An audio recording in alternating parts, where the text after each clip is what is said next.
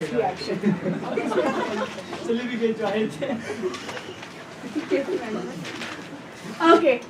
so oxidizing agent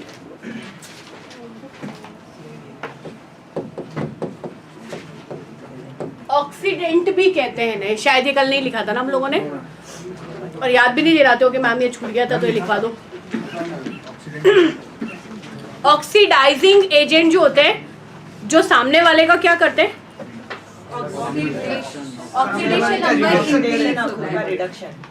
उन सामने वाले का ऑक्सीडेशन करते हैं और खुद का रिडक्शन हो जाता है, तो इनको हम लोग ऑक्सीडेंट भी बोलते हैं।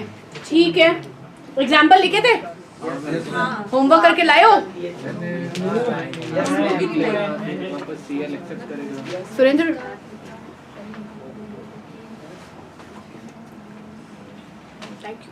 हाँ जी, चलो एक काम करते हैं, क्योंकि होमवर्क पे तो वैसे भी तुम लोग डांट खाओगे। चलो एक चीज लिखो बेटा, ये है हमारा ऑक्सीजन और है हमारा हाइड्रोजन। पहले वो चीज पढ़ लेते हैं जो बहुत ऑब्वियस है, जिस पे क्वेश्चन एक्चुअली आए हैं। ठीक है, और एक और है फ्लोरीन।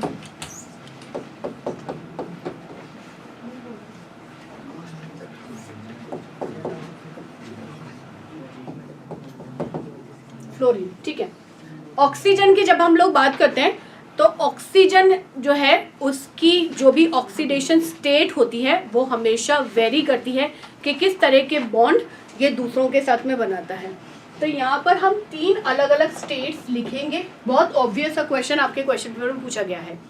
जब भी हम बात करते हैं ऑक्साइड्स की, ठीक है, यानी कि ऑक्सीजन जो है वो किसी के साथ में ऑक्साइड की फॉर्म में होता है, तो इसकी ऑक्सीडेशन स्टेट होती है -2, जो कि इसकी सबसे कॉमन ऑक्सीडेशन स्टेट है। सबसे कॉमन कौन सी है? -2। जब ये किसी के साथ में पर ऑक्साइड के रूप में जुड़ता है, सो दैट इज गुड। और एक और है जो सबसे रेयर है, सुपर ऑक्साइड, तो इसमें आ जाती है -। ठीक है, ये इसलिए आपको बता रही हूँ क्योंकि सिमिलर क्वेश्चन जो है वो पूछा गया है कि ऑक्सीजन की स्टेट को लेकर कौन सा कथन सही है या गलत है। ऐसे क्वेश्चन पूछे जाते हैं कि हमेशा -2 होती है या हमेशा -1 होती है या वेरी करती है। गुड। एक और चीज इसी के साथ में लिख लो बेटा कि जब भी हम लोग एलिमेंट्री मॉलिक्यूल की बात करते हैं, एलिमेंट्री मॉलिक्यूल पता है क्या होता है? एलिमेंट्री मॉलिक्यूल पता है क्या किसी को क्या होता है? कोई बताएगा? नहीं, एलिमेंट्री मॉलिक्यूल क्या होते हैं बेटा? That is element. मैं मॉलिक्यूल की बात करी बच्चा। For example O2, this is your एलिमेंटेड molecule. तो O2 में ये हमेशा हो जाएगा 0। तो हम ऐसा कहते हैं कि अगर हम O2 में बात करेंगे तो ऑक्सीडेशन स्टेट कितनी होगी? 0। अगर हम सुपर ऑक्साइड की बात करेंगे तो -12 सॉरी, अगर पर ऑक्साइड इज देयर तो -1, और अगर ऑक्साइड है तो -2। अगर ये आपको चीज याद है तभी आपकी कैलकुलेशंस होंगी। तो ज्यादातर आपको क्या याद रखना है? ये वाली फॉर्म। कॉमन फॉर्म भी पूछे तो भी -2 आएगा। क्लियर है?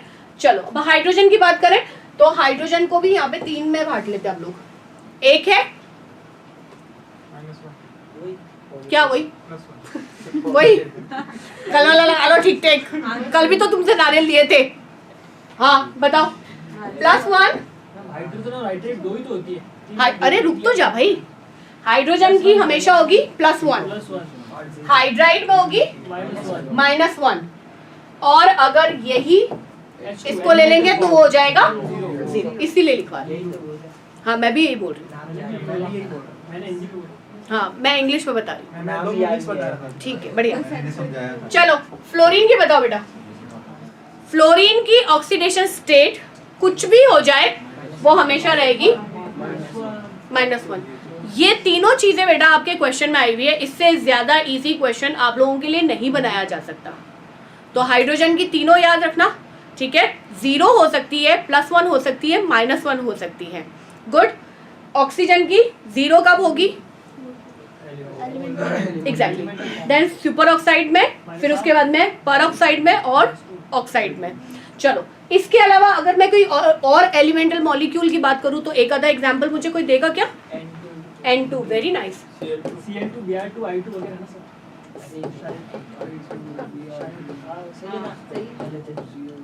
और I2 Br2 CL2 ma'am O3 भी होगा क्या? करेक्ट, O3 भी होगा। Acid acid, very good. और इतने लिखवाए थे। चलो ये सब भी लिख लो बेटा। इन सब की ऑक्सीडेशन स्टेट वुड बी 0। नहीं मैम F2 भी है, झूठ बोल रहा है। F2 भी पकड़ लो। फ्लोरीन को वही बोलते बट हैं। मैम ने F2 गलती हो गई। F2 होता है क्या? F2 होता है। होता है, हाँ, हाँ।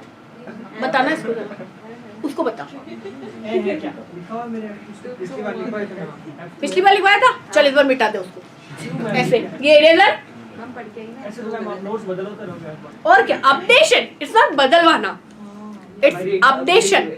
अपडेट क्लियर हुआ? अब मुझे बताओ इन तीनों के अंदर ऐसी कोई चीज जो समझ में नहीं आई है? किसी को भी हाथ खड़ा कर ले जरा। नहीं कि मैंने यहाँ पे ये -2 -1 ये सब कैसे लिखा, क्या हुआ, कुछ समझ में आया? मैंने ऑक्सीजन में तो जैसे नाम था ऑक्साइड -2 पर इसमें minus hydrogen hydride, this is hydrogen, this is hydride, और ये तो आपका H2 यहाँ लिखा हुआ ही है, तो ये और ये सब सेम हो जाएगा बेटे, ये हमेशा 0 हो जाएगी। क्लियर है? इजी। चलो अब तैयार हो जाओ, मुझे इन सब की ऑक्सीडेशन स्टेट बताने के लिए। आई होप आप लोगों ने ये सब चीजें करी है, हाँ या ना? नहीं करी? ओके। कितने लोगों ने नहीं करी वो हाथ खड़ा करेंगे। मैंने तो पिछली बार होमवर्क ही नहीं किया था, दिया था तो मैं हर बार तुमसे यही निकलवाती हूँ। सेम टू सेम आती है पर अभी वापस नहीं आती तो है ना, बस मुझे वही सिखानी है तुमको। अच्छा एक, हाँ हाँ हाथ खड़ा करो थोड़ा सा। 1 2 3 4 5 इसका आधा हाथ है मतलब आधी। मैंने नहीं किया। 6 7 8 9 और 10, मतलब ये वो बच्चे हैं सारे के सारे जो अभी अभी आए हैं, है ना? और ये वो बच्चे हैं जो क्योंकि पहले कर चुके हैं इसलिए इन्होंने बहुत इजीली कर लिया है। और कोई है क्या कुछ, कोई और दूसरा कोई डिफरेंशिएशन है क्या यहाँ पे? नहीं। अच्छा चलो अब बताओ कि क्यों नहीं किया? आया नहीं इसीलिए नहीं किया, या मन नहीं हुआ? अब वो तो तुम बोलना अफोर्ड नहीं कर सकते, तो उसमें ही देखो बेटा कि नहीं आया इसलिए नहीं किया। बताओ बताओ, हाथ खड़ा करो फटाफट। नहीं आया इसलिए नहीं किया। सेम विशाल, स्किप हो गया ये, मतलब याद नहीं आएगा ये करना था। ऐसा कैसे? कल को तू कहेगा मैम मैं तो आपको पहचानता ही नहीं। Short term memory loss. आप तो रोजीना देखते अब मैं रोजीना दिखती हूँ इसलिए मैडम को नहीं स्किप कर पा रहा है। हाँ आया नहीं आया नहीं, आया नहीं, आया ही नहीं। You forgot, one skipped one forgot, क्या बात है। वो मैम कल थोड़ी तबीयत खराब हो गई थी रात को, तो कुछ हो नहीं पाया। तो दिन में कर लेते, किसी भी सब्जेक्ट का या तो आप 1 बजे आते हो ना? ओके क्यों नहीं किया वो पूछ रही हूँ मैं। नहीं किया वो तो मुझे पता चल गया, आया नहीं इसलिए नहीं किया। बस चलो मैं एक करवा दूं क्या, बाकी का कर लोगे? मतलब एटलीस्ट कोशिश तो करना। नहीं आएगा फिर और अलग से कर लेंगे। मुझे लग ही रहा था कि नहीं आएगा। चलो एक करते हैं, कौन सा वाला कर ले? KClO3 और HClO4 ये करो ठीक है, दोनों। कौन सा? ये वाला? KClO3 और HClO4। हाँ बस। फाइन। अब देखो यहाँ पे निकालना है बेटा KClO। पहले देख लो, लिखना बाद में, है ना? लिखने पे ध्यान मत दो, एक ही जगह कंसंट्रेट कर सकते बेटा हमारी एग्जाम में। किसका निकालना है मुझे? यहाँ पे ऑक्सीडेशन स्टेट Cl का निकालना है। अब बहुत ध्यान से सुनो मेथड क्या है। जिसका भी निकालना है ना बेटा उसको हम लोग x मानते हैं। फाइन, तो इसको पहले मैं x ले लूं। अब इनकी मुझे पता होनी चाहिए वैल्यू, ठीक? तो जब मैं k को देखती हूँ तो k कितने इलेक्ट्रॉन को कभी भी डोनेट कर सकता है ये मुझे बताओ। एक को, तो इसका ऑक्सीडेशन स्टेट क्या हो गया? +1। यहाँ तक ठीक है? प्लस ऑक्सीजन कितने हैं? 3, ठीक है, और ऑक्सीजन की सबसे कॉमन स्टेट मैंने क्या बताई?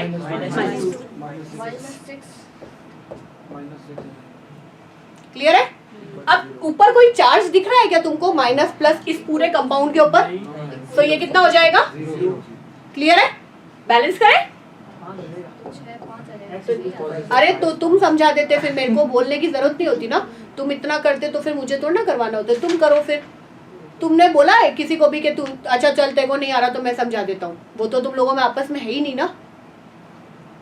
चलो बेटा, यहाँ कितना हो जाएगा?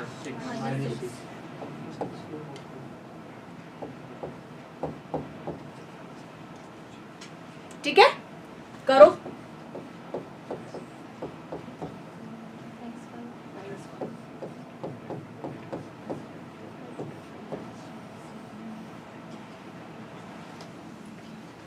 क्लियर?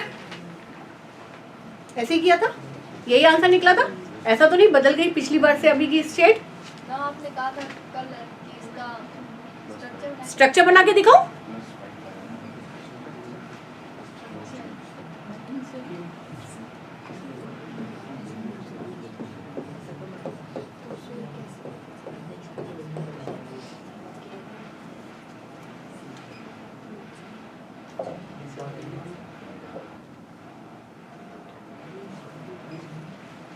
आया? ठीक है, और कौन सा निकालू? HClO4 निकालू, स्ट्रक्चर बना दूं?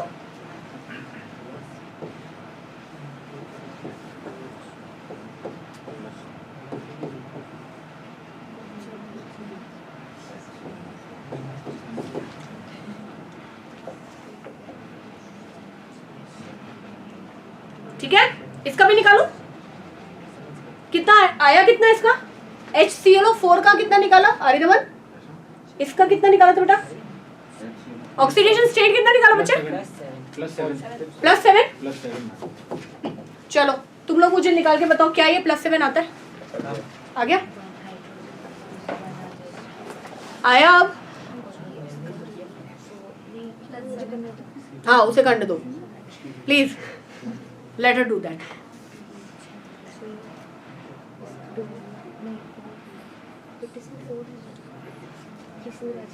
गुड, +7 आ रहा है, हाँ या ना? आ गया तो फिर आ गया, फिर परेशानी क्या है? अब बाकी के हो जाएंगे। चलो गुड। चलिए बच्चा, नेक्स्ट हम लोग देखेंगे हमारे रिड्यूसिंग एजेंट, जिसे हम लोग बोलते हैं रिडक्टेंट। अब ये रिडक्टेंट क्या करते हैं? रिड्यूस करेंगे सामने वाले को। बस यहाँ देखो।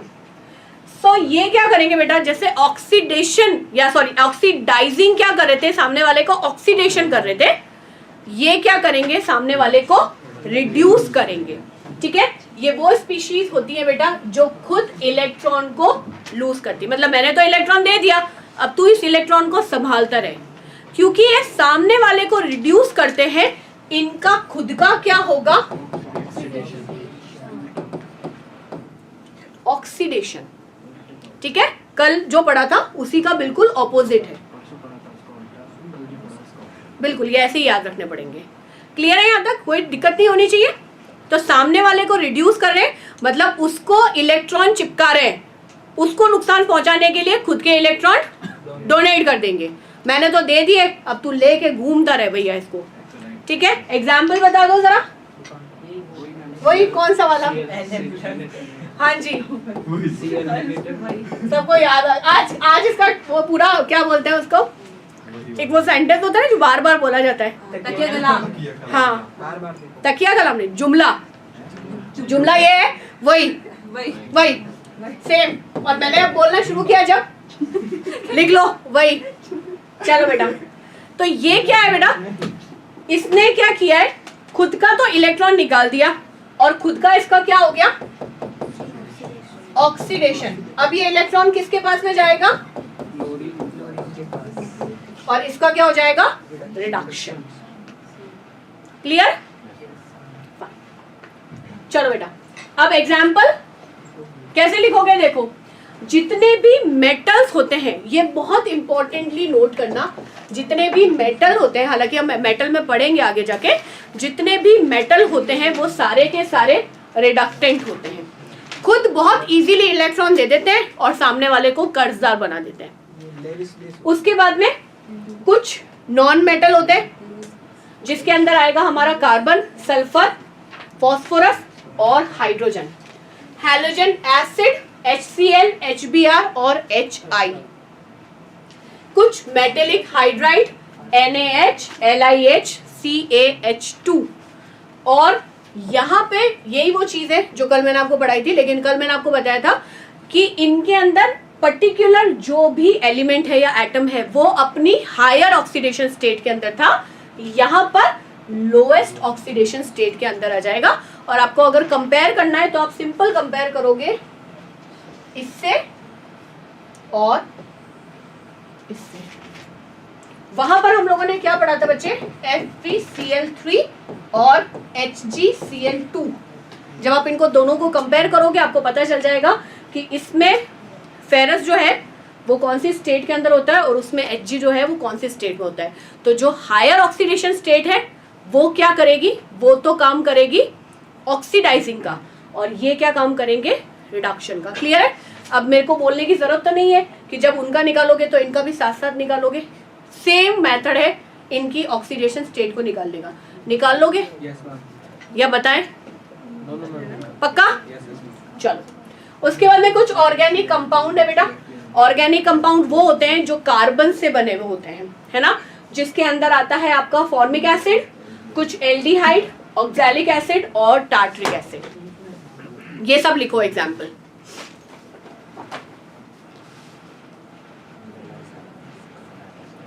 और जो बच्चे कल का होमवर्क करके लेकर आए उनको ये वाला होमवर्क भी करना है। ये वाला ये तो वापस निकाल लें ना, ये तो नया है, आज का होमवर्क है।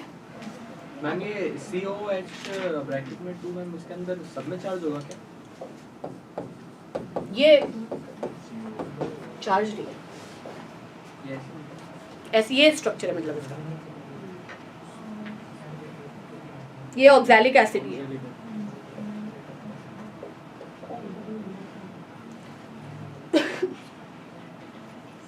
आज क्लास सुनी है भाई? आज ना कोई जर्मनी से आया ना मैम का फैन आया है आज। हाँ, कल जर्मनी से आए थे ना, नाजीज के हत्थे चढ़ जाओ।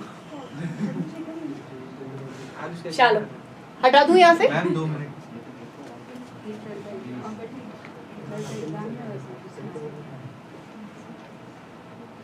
डन? Yes ma'am. ओके, चलिए जी, ये कुछ बेटा ऐसे एजेंट है जो आपके पेपर में आएंगे ही आएंगे। ये वो कंपाउंड है जो कि दोनों की तरह काम करते हैं, ऑक्सीडाइजिंग भी है और हमारे रिड्यूसिंग भी है। इनको लिख लो और याद कर लो, ये तो याद ही करना है। लिखे हुए नहीं है ना? लिखो, आज मैंने नया स्लाइड लगाया इसलिए, फिर नहीं तो तुम लोगों के पास में एक बहाना होता है। अच्छा, पूजा है, कह रही मैं हूँ, आज क्लास सुनी नहीं है। पूजा अपनी क्लास की पूजा, हमारी वाली पूजा।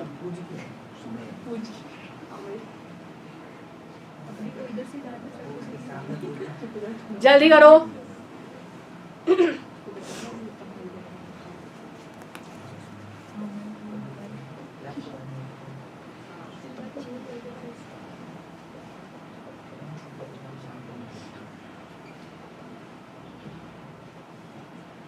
लिख लिया?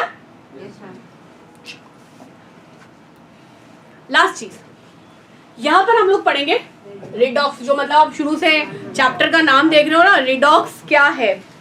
तो रिडॉक्स का मतलब क्या होता है? रिडॉक्स का मतलब होता है रिडक्टेंट और ऑक्सीडेंट। किसी भी केमिकल रिएक्शन के अंदर, कल शायद हम लोगों ने केमिकल रिएक्शन करी थी ना, जिसमें हम लोगों ने NaOH किया था और उसके साथ में HCl जोड़ा था, NaCl बनाया था और वाटर को निकाला था। तो जब भी खैर उस रिएक्शन के अंदर तो ना ही किसी का ऑक्सीडेशन हो रहा था और ना ही रिडक्शन हो रहा था, बट जनरली अगर आप किसी भी रिएक्शन को देखते हो तो एक होता है हमारा रिडक्टेंट। रिडक्टेंट कौन होता है? रिडक्टेंट क्या होता है बेटा? Reducing agent, oxidising agent, oxidising agent होता है। ऑक्सीडाइजिंग एजेंट को नहीं उल्टा बोल रहा है। पानी पिलाओ उसे थोड़ा सा, पानी पिलाओ थोड़ा सा उसे। नीचे वाला बता रहा हूँ। हाँ क्यों बता रहा नीचे वाला, जब मैंने पूछा ही नहीं है। देखो बेटा यहाँ पे देखो, सबसे पहले सोडियम है, सोडियम से एक इलेक्ट्रॉन निकला, हमारी फेवरेट वाली है ना। तो यहाँ पर सोडियम से एक इलेक्ट्रॉन निकला, तो सोडियम का खुद का क्या हो रहा है? ऑक्सी, जब इसका ऑक्सीडेशन हो रहा है तो ये क्या कहलाएगा? रिड्यूसिंग एजेंट या रिडक्टेंट लिखूं? सही है। अब इसने तो इलेक्ट्रॉन निकाल दिया, अब ये इलेक्ट्रॉन एक्सेप्ट कौन करेगा?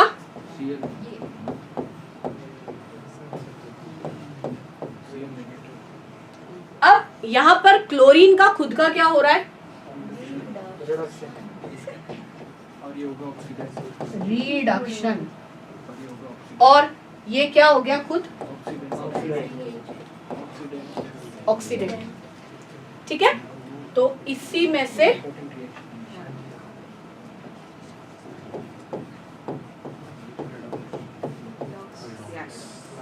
पहले किसी भी रिएक्शन के अंदर ऑक्सीडेशन होता है, जिसको फॉलो करता हुआ क्या होगा यहाँ पर?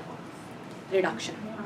पहले ऑक्सीडेशन होगा, पहले इलेक्ट्रॉन निकलेगा और फिर कोई उस निकले हुए इलेक्ट्रॉन को क्या करेगा? एक्सेप्ट करेगा। तो यहाँ पर सबसे पहले रिडक्टेंट आएगा, फिर आएगा ऑक्सीडेंट। तो जब आप कोई भी ऐसी रिएक्शन देखते हो जिसमें से कोई एक इलेक्ट्रॉन को निकालता है, तो वो कब अपना इलेक्ट्रॉन निकालेगा बेटा? जब सामने उस इलेक्ट्रॉन को लेने वाला कोई होगा। तो ये रिएक्शंस क्या कहलाती है? Redox reaction. ठीक है, तो इलेक्ट्रॉन बैलेंस हो जाता है। अब यहाँ पर होगा क्या? ये Na+ है, आयन के रूप में बन गया, ये क्लोराइड आयन बन गया, नेगेटिव पॉजिटिव है, एक दूसरे के साथ में जुड़कर क्या बनाएंगे? खत्म। तो जब भी आप किसी रिएक्शन को देखते हो, उसे हम लोग बोलते हैं कि ये हमारी रिडॉक्स रिएक्शन है। ये रिडक्शन ऑक्सीडेशन से नहीं, बल्कि ऑक्सीडेशन और रिडक्शन से आई है। क्लियर है? यही इसका मतलब है। कोई यहाँ तक दिक्कत नहीं? सब समझ में आ गया? कोई पूछना चाहते हो कुछ भी, ऐसी चीज जो समझ में नहीं आई है, या बताना चाहते हो मुझे जो जरूरत से ज्यादा समझ में आ गया है? कुछ नहीं? चलो भाई, तो बच्चों ये वाला जो पूरा का पूरा चैप्टर है, इंक्लूडिंग दिस मेथड, जो आज हम लोगों ने देखा है ऑक्सीडेशन स्टेट। अब ऑक्सीडेशन स्टेट किसी का भी निकाल लोगे ना, है ना? चलो, तो ये आपके नेक्स्ट एग्जाम के अंदर जरूर आएगा। और उसके साथ में क्या आएगा? खाली एक चैप्टर थोड़ा देंगे हम लोग, उसके साथ में आएगा आपका ह्यूमन ब्लड। ये तो कूल। चलो, तो मैं पढ़ाऊँ नहीं, फिर कह दूं कि नहीं, क्योंकि ना ये कह रहे थे कि हम तो ऐसे ही दे देंगे। खून नहीं मांग रही हूँ तुमसे जो ऐसे ही दे दोगे कि मैम आप बोलो तो सही कितने बॉटल चाहिए, कितने यूनिट चाहिए, हम आपको ऐसे ही खून दे देंगे अलग अलग बॉटल में, नहीं ना। चलो बेटा, ह्यूमन ब्लड को देखते हैं। अब ब्लड है क्या हमारा? खून। ये ब्लड है हमारा कनेक्टिव टिश्यू, हिंदी में हम लोग बोलते हैं संयोजी उत्तक। तो कनेक्टिव टिश्यू का मतलब क्या होता है? कौन बताएगा? अलग अलग बॉडी पार्ट को या हमारी बॉडी के अलग अलग टिश्यूज को, सेल को एक दूसरे के साथ में कनेक्ट करके रहता है। ठीक है, तो ये हो गया हमारा कनेक्टिव टिश्यू। अब ब्लड की खास बात क्या है कि ये कनेक्टिव टिश्यू होता है फ्लूइड स्टेट के अंदर।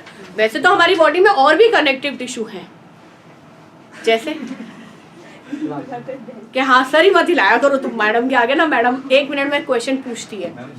जैसे मसल्स, दैट्स राइट, मसल्स, हमारी मसल्स भी क्या करती है बेटा? हमारे अलग अलग जो बॉडी पार्ट होते हैं या ऑर्गन होते हैं, उनको एक दूसरे के साथ में कनेक्ट करती है। Very good.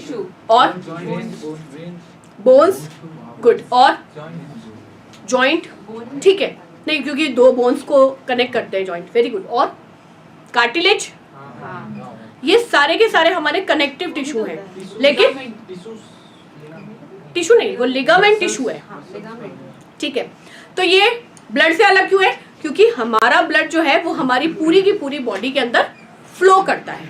अगर मैं आपको बोलूं कि मेरी कोहनी का एक जॉइंट है, तो ये नेचुरल सी बात है, 2 हड्डियों को जोड़ता तो है, लेकिन ये सिर्फ और सिर्फ यहीं तक कन्फाइंड है। अगर मैं इसको बोलूँ इसका और घुटने का कोई कनेक्शन है तो आप बोलोगे नहीं मैम इसका कोई कनेक्शन नहीं है। इवन यहाँ के जॉइंट का और यहाँ के जॉइंट का आपस में कोई कनेक्शन नहीं है। लेकिन जब हम ब्लड की बात करते हैं तो ऐसा नहीं होता, क्योंकि ब्लड हमारा फ्लूइड स्टेट के अंदर है और ये हमेशा हमारी बॉडी के अंदर सर्क्यूलेट होता है। और क्योंकि ये सर्क्यूलेट होता है तो ये एक बहुत ही खास सिस्टम का पार्ट है जिसे हम लोग बोलते हैं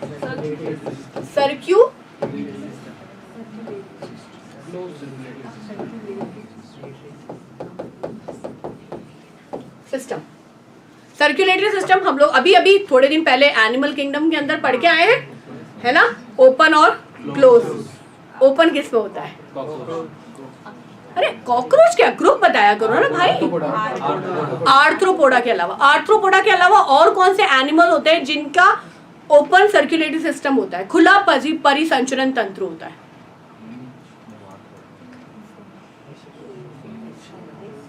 जब भी तुम्हें ऐसा लगने लग जाए ना मुझे सब आता है, हाथ खड़ा कर दिया करो, मतलब सेकंड में तुम्हारी गलतफहमियां दूर कर दूंगी मैं।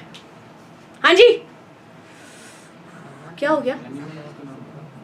मुझे मालूम है तुम्हें ये तो पता है कि तुम्हारे अंदर क्लोज है, लेकिन क्यों मैं पूछूं ना वो जो तुम्हें आता है। हाँ जी, यस, मोलस्का के कुछ जो एनिमल होते हैं उनके अंदर ओपन सर्कुलेटरी होती है, नॉट ऑल, लेकिन कुछ जो होते हैं उनके अंदर ओपन सर्कुलेटरी सिस्टम होता है। लिखो, हाशिए पे लिखो, हाशिया होता है ना, हिरुडिन एरिया बेटा, that's Annelida, close circulatory system होता है। आर्थ्रोपोडा के सारे सदस्यों के अंदर ओपन होता है और उसके बाद में ओपन होता है हमारा मोलस्का के कुछ सदस्यों के अंदर। लिखा? हाशिया मिल गया सबको? गुड। मार्जिन, ओहो अंग्रेज, हाशिया क्या होता है? हाशिया नहीं पता? चलो बेटा, अब ब्लड जो है इसको अगर आप पानी के अंदर डाल दो, है ना, तो हमेशा ये पानी से ज्यादा भारी होता है और नीचे की तरफ सेटल हो जाता है। गुड।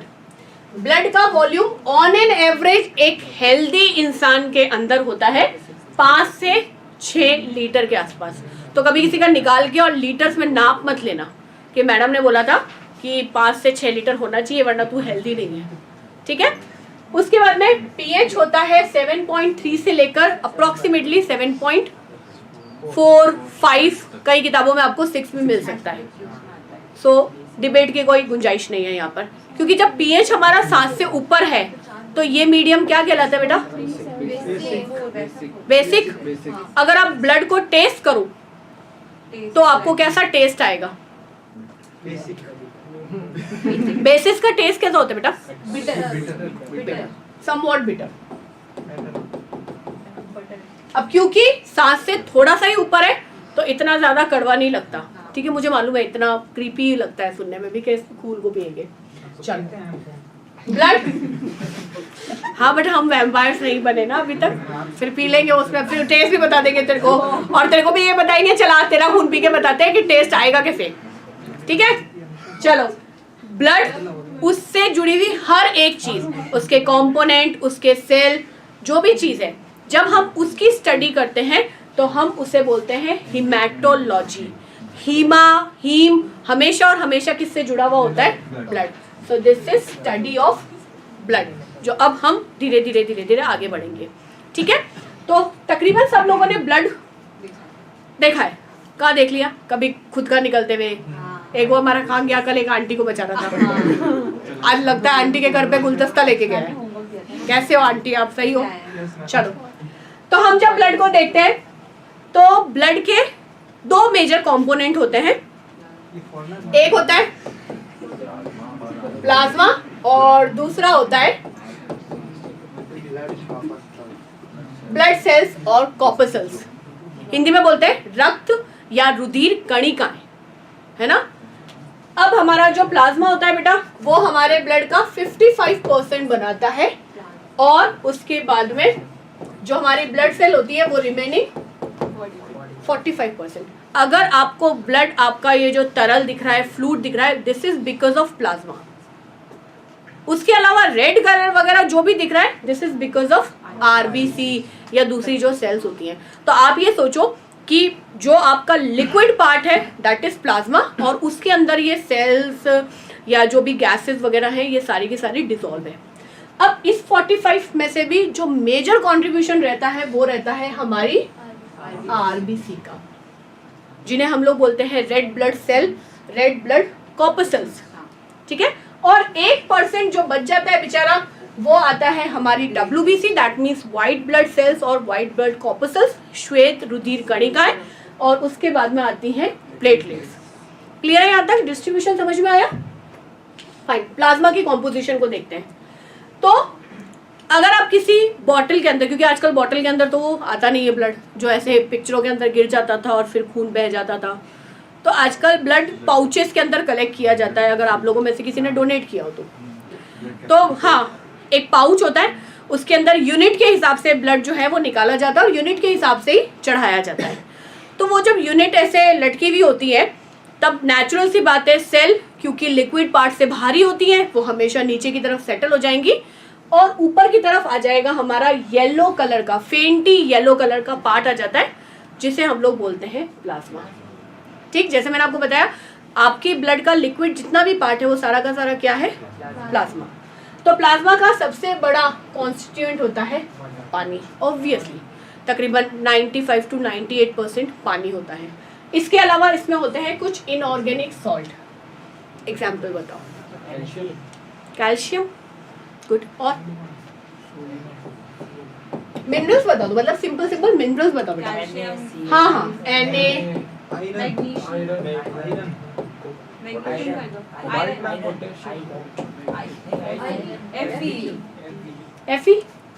Na, Fe यहाँ होता है, ब्लड में होता है, नीचे प्लाज्मा में होता है, ये प्लाज्मा में होता है।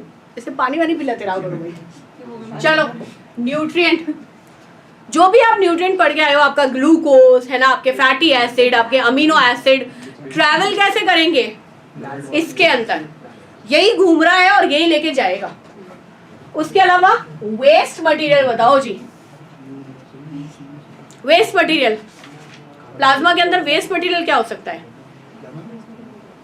प्लाज्मा के अंदर वेस्ट क्या हो सकता है? न्यूट्रिएंट तो मैंने बता दिया है, कार्बोहाइड्रेट, आपका फैटी एसिड, आपके अमीनो एसिड, विटामिन, मिनरल्स, सब कुछ घुला हुआ कहाँ है? इसी के अंदर। वेस्ट क्या है? कार्बन, यूरिया और अमोनिया। तो हम डिजोल्व उसमें चलाते नहीं है ना अपनी अमोनिया, हम लोग अमोनिया को बाहर नहीं निकाल सकते, इसीलिए तो हम लोग यूरिया में कन्वर्ट करते हैं ना उसको। और यूरिक एसिड,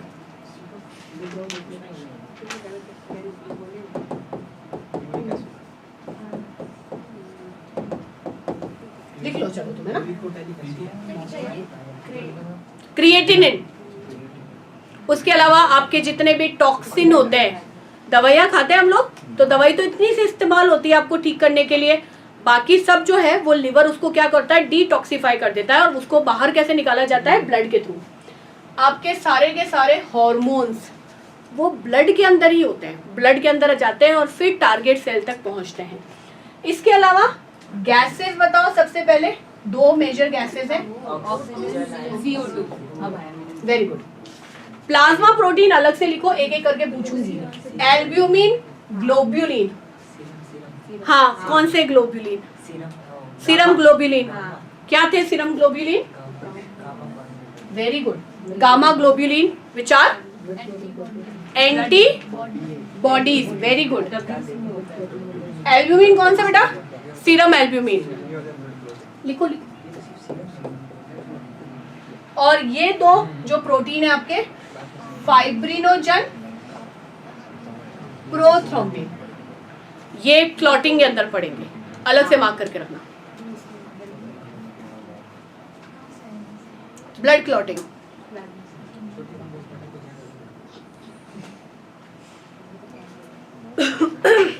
ठीक है। अब देखो, आपने ब्लड को, अगर आपको ब्लड को और ब्लड में से प्लाज्मा को अलग करना है तो कैसे करोगे? आपको मैं एक मेथड दूं तो कैसे करोगे? सेंट्रीफ्यूज कर दोगे, या आप उसको लटका दोगे तो ब्लड सेल्स नीचे आ जाएंगी, प्लाज्मा ऊपर आ जाएगा, आप रिमूव कर सकते हो। अब अगर इस प्लाज्मा में से बेटा मैं ये जो दोनों प्रोटीन है ना, एक है फाइब्रिनोजन और दूसरा है प्रोथ्रोम्बिन, जो कि ब्लड क्लॉटिंग के अंदर काम आते हैं, इन दोनों को रिमूव कर दूं तो वो प्लाज्मा क्या कहलाएगा?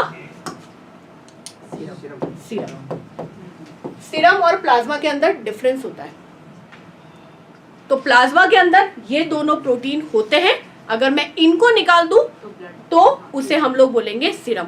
तो अगर कोई आपको बोला है सीरम टेस्टिंग है, तो ऑटोमेटिकली दिमाग के अंदर ये आ जाना चाहिए कि इसके अंदर ये क्लॉटिंग वाले प्रोटीन नहीं है। क्लियर है? चलो सेल्स को कल डिस्कस करेंगे।